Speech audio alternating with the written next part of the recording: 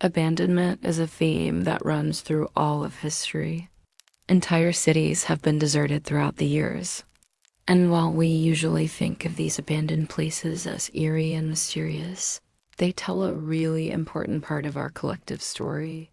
Hi everyone, welcome to Whisper Through History. Today we are going to look at why Roman cities were abandoned in the Middle Ages. Make sure to hit that subscribe button so you never miss an exciting episode. Throughout the Middle Ages, a lot of different factors led to entire cities being abandoned. Sometimes it was political, sometimes it was environmental, but usually it was a combination of both.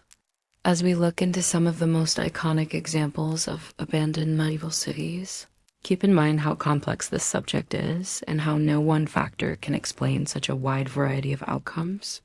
Rome was one of the largest and longest-lasting cities in Europe. It has been around since ancient times and has managed to survive over 2,800 years.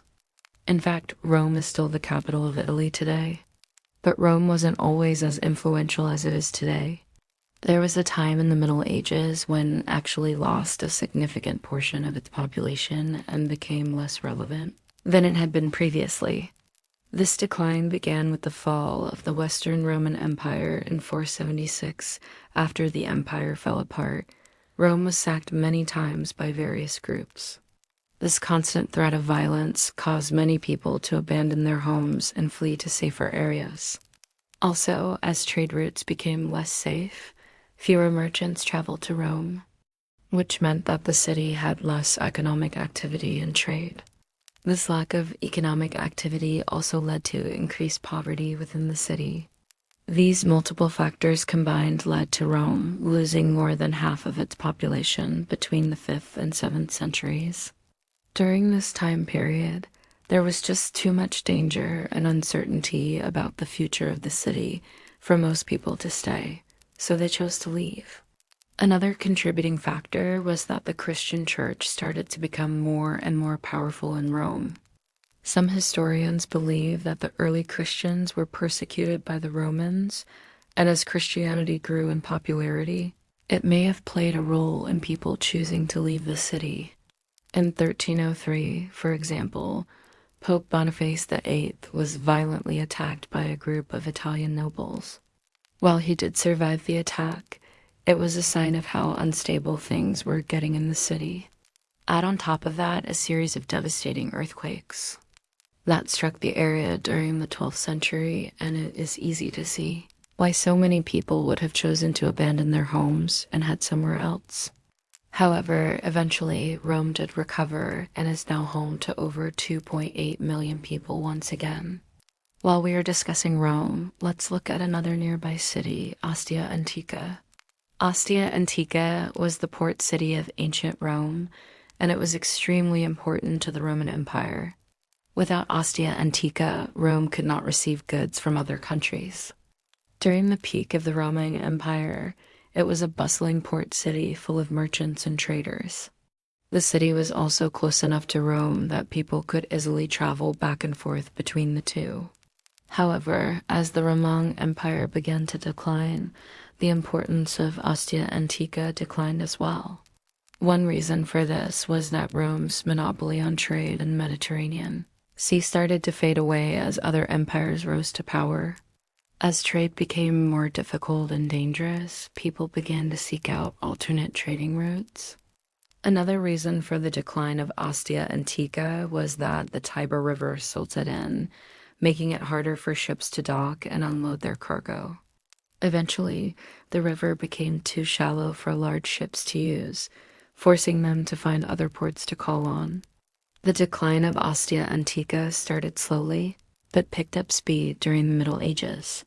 By the year 1500, the city had been completely abandoned.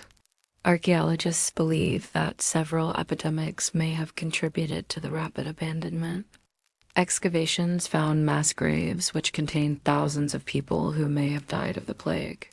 Unlike Rome, Ostia Antica was never rebuilt, and today you can explore the ruins of the ancient city. The next city we will look at is Ani in Armenia. Ani was founded in the 3rd century BC by the Kingdom of Armenia. It quickly became one of the most important cities in the region because of its strategic location. Ani was located on the crossroads of trade routes between Europe and Asia.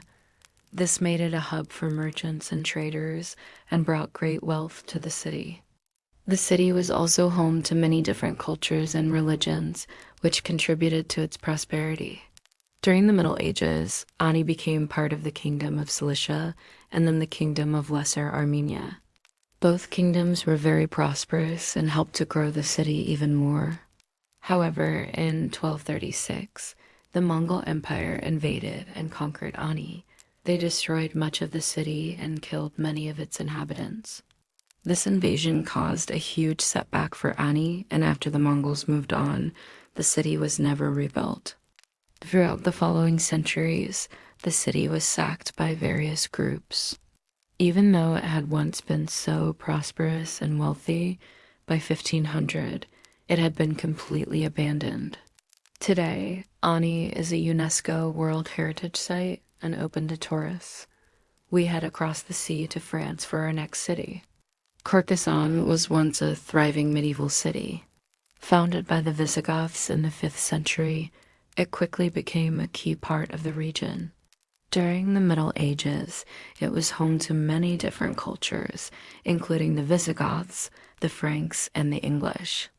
The city's strategic location made it an important stop along major trade routes. Its proximity to the Mediterranean Sea allowed it to engage in extensive trade with other countries. This trade brought wealth and prosperity to the city and helped it to become one of the most important centers of commerce in southern France.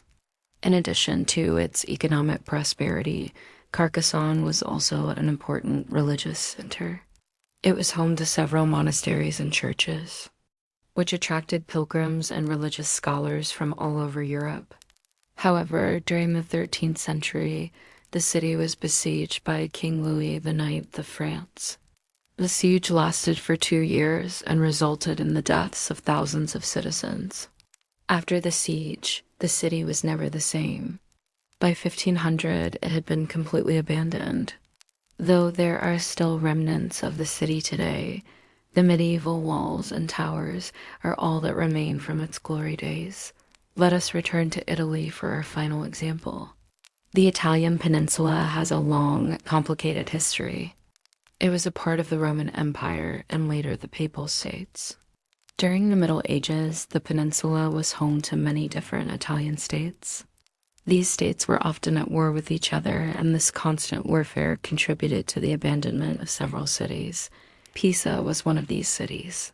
Pisa was a small village until it was destroyed by a flood in 1325. After the flood, the villagers abandoned their homes and fled to higher ground.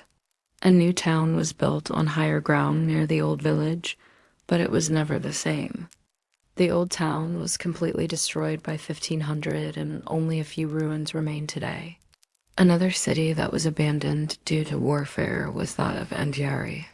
Anghiari was a small town in Tuscany, Italy. It was located in a strategic position between Florence and Arezzo. This made it an important stop along major trade routes. The town was also home to several important families during the Middle Ages. These families often fought each other for control of the town, and this warfare contributed to its decline. In 1325, the town was destroyed by a flood. This, combined with the warfare, led to the abandonment of Anghiari.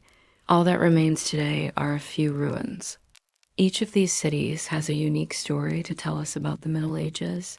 Whether it was warfare, natural disasters, or disease, each of these cities was abandoned for a different reason. While it may seem strange to us today, these cities were once thriving communities that played an important role in their respective regions. When looking at these abandoned places, remember the people who lived and died there. Keep in their memory and honor their stories. Thank you all for watching. Which of these cities did you find the most interesting? Let me know down below in the comments section. And while you are there, make sure to hit that subscribe button so you never miss an exciting episode. I would also like to say a special thank you to our supporters whose names you can see on screen right now. I'll see you next time.